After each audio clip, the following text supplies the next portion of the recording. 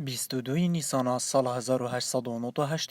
یکم روزنامه کردی به ناو کردستان جلای مقداد مدحت بدرخان لقاهره پایتخت مصر درکف هر جه دسپیکا روزنامه‌گری کردی و تا اورو ده چند قناغان دا در باز بوه و چندین گورانکاری به سرده هاتینه. روزنامه‌گری کردی دست پیدا کرد سال 1889 که یکم روزنامه کردی درکه بود ناو کردستان القاهره.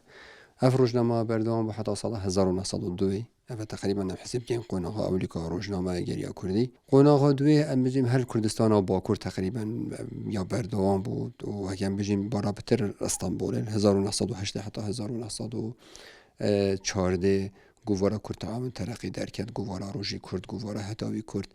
دو سه حزب که کردی بری او در خستن مثلا حزباهی و ابو حزبا مثلا آن کمالاهی و ابو کمالا کرد تعاون اگجه دیروب نویسانجی باسل آست روزنامه‌گری کردی دکد و دبیجید روزنامه‌وانی کردی قناغا باش یا پیشکفتن در باز کریه. پزرا من اگر 123 سالی روزنامه‌وانی کردی ده هلسنگاندنه که با روزنامه‌وانی کردی پمی کانال دوینید یت روزنامه و رادیو تلویزیون و سوشیال میدیا ده بکن از چیم بجیم روزنامه‌وانی کردی قناغا که باش برف پیش کتیه و گل کانال مین آسمانی بوین جدر نوچه و دنگو باسا بو چندین کانال و آژانس دی جهانی و خلکی که مفاجی ورگتیه. روزنامه‌وانی که درین پارێزگه ها دوگیجی دبیجید ایدی سردم روزنامه‌وانی و کانالم پیشکاره. میدیا کردی نماید کبیته بن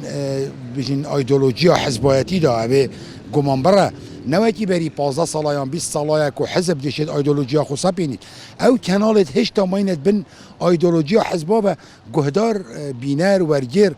جماور نما گهداری آواب کرد نما بینری آواب کردن ابروکه چاخ کانالت پیشکاره کانالت کو دنگو باسا چیت کن ریپورتاجا چیت کن دانستاندنا چیت کن بجین مزگردا چیت کن